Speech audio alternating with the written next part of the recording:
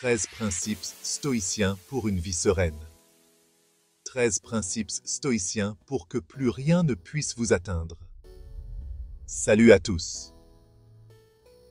Aujourd'hui, je vais vous présenter 13 principes stoïciens qui transformeront votre vie en vous permettant de rester serein face à toutes les épreuves. Imaginez une vie où le stress et l'anxiété n'ont plus d'emprise sur vous, où vous abordez chaque défi avec calme et confiance. Restez jusqu'à la fin, car nous allons découvrir ensemble comment ces principes peuvent vous aider à atteindre un état de calme inébranlable. Le premier principe, et peut-être le plus fondamental du stoïcisme, est la capacité à accepter ce qui est hors de notre contrôle. Imaginez un cercle. À l'intérieur de ce cercle se trouvent toutes les choses sur lesquelles vous avez un contrôle direct.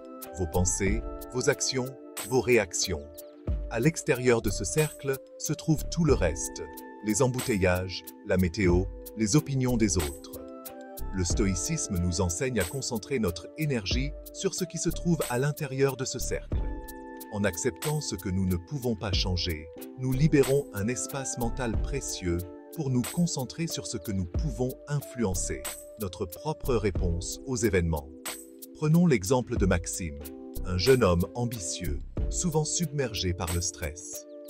En découvrant le stoïcisme, Maxime apprend à identifier ce qui se trouve à l'intérieur de son cercle de contrôle.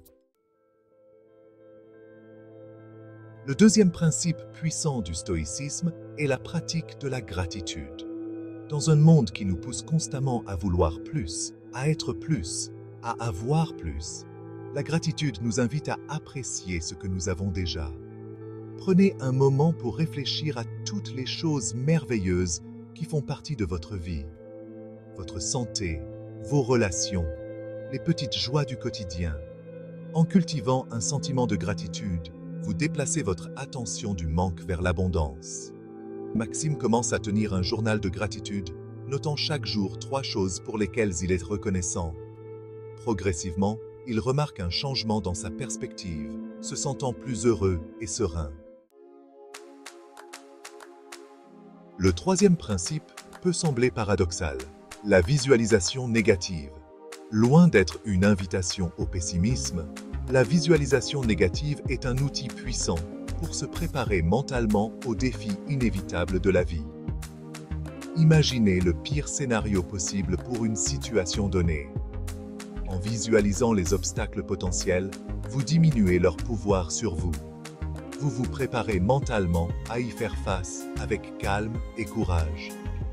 Maxime décide d'intégrer ce principe à sa vie. Il s'apprête à passer un entretien d'embauche important. Au lieu de se laisser envahir par le stress, il pratique la visualisation négative. Il envisage la possibilité de ne pas être retenu pour le poste. En visualisant cette possibilité, Maxime se rend compte que même si cela se produisait, ce ne serait pas la fin du monde. Le quatrième principe, l'ataraxie, représente un état de tranquillité intérieure, une paix d'esprit inébranlable. Dans un monde saturé de distractions et de stimulations constantes, l'ataraxie peut sembler être un objectif difficile à atteindre. Pourtant, le stoïcisme nous offre des clés pour cultiver cet état de calme intérieur. L'une d'entre elles est la pratique de la pleine conscience, le fait de porter notre attention sur le moment présent, sans jugement. Maxime intègre la méditation à sa routine quotidienne. Progressivement, il découvre un espace de calme en lui, un refuge face aux turbulences du monde extérieur.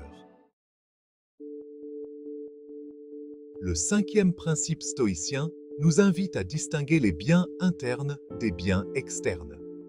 Les biens internes sont les vertus, les qualités morales qui font de nous des êtres humains accomplis. La sagesse, le courage, la justice, la tempérance. Les biens externes, en revanche, sont les possessions matérielles, le statut social, l'opinion des autres. Le stoïcisme nous enseigne que le véritable bonheur, la véritable liberté, ne dépendent pas de ces biens extérieurs, mais de notre monde intérieur. Maxime, influencé par la société de consommation, avait toujours accordé une grande importance aux biens matériels. En découvrant le stoïcisme, il réalise que le véritable bonheur réside dans la culture de ses vertus, dans le développement de son caractère. Le sixième principe, la résilience, est la capacité à rebondir après un échec, à transformer les épreuves en opportunités de croissance. La vie est faite de hauts et de bas, de moments de joie et de moments difficiles. Le stoïcisme ne prétend pas supprimer les difficultés, mais il nous donne les outils pour les traverser avec courage et détermination. Maxime rencontre un obstacle majeur. Il perd son emploi. Cette épreuve est difficile, mais au lieu de se laisser abattre, il puise dans sa force intérieure. Le septième principe, le détachement, est souvent mal compris. Il ne s'agit pas de se désintéresser du monde qui nous entoure, mais plutôt de ne pas s'attacher excessivement aux choses qui sont hors de notre contrôle. Le détachement, c'est accepter que tout est impermanent, que tout change constamment. C'est lâcher prise sur nos attentes rigides et accueillir la vie avec ouverture et flexibilité. Maxime réalise qu'il s'accrochait à des désirs et à des peurs qui le rendaient malheureux. Il commence à lâcher prise sur ce qu'il ne peut pas contrôler, trouvant la paix dans l'acceptation. Le huitième principe place la vertu au centre de la vie.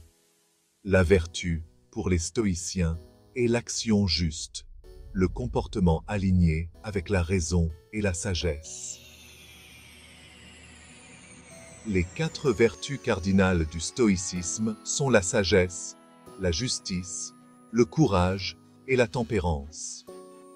La sagesse, c'est la capacité à discerner le bien du mal.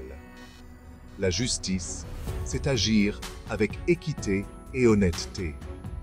Le courage, c'est faire face à ses peurs avec détermination. La tempérance, c'est vivre avec modération et équilibre. Maxime décide de faire de la vertu le fondement de ses actions. Le 9e principe, la modération, est souvent associé à la tempérance, l'une des 4 vertus cardinales du stoïcisme. La modération, c'est trouver l'équilibre dans tous les domaines de la vie, éviter les excès qui conduisent au malheur. Il ne s'agit pas de se priver de tout plaisir, mais plutôt de les apprécier avec mesure, sans tomber dans la dépendance ou l'excès. Maxime apprend à pratiquer la modération.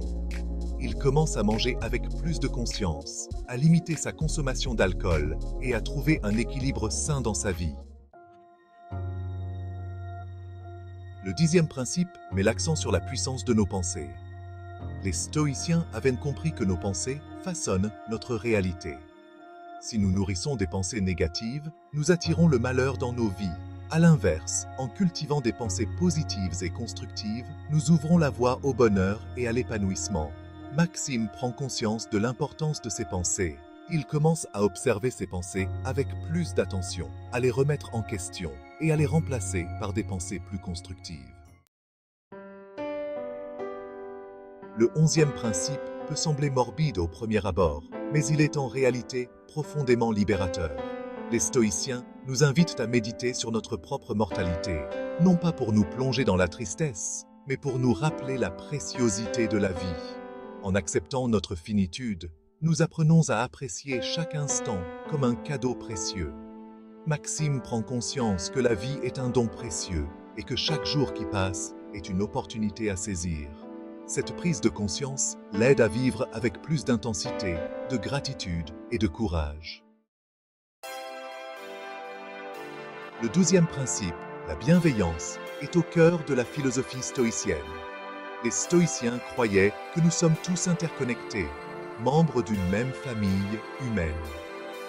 La bienveillance, c'est traiter les autres avec compassion, empathie et respect, même lorsqu'ils ne nous facilitent pas la tâche.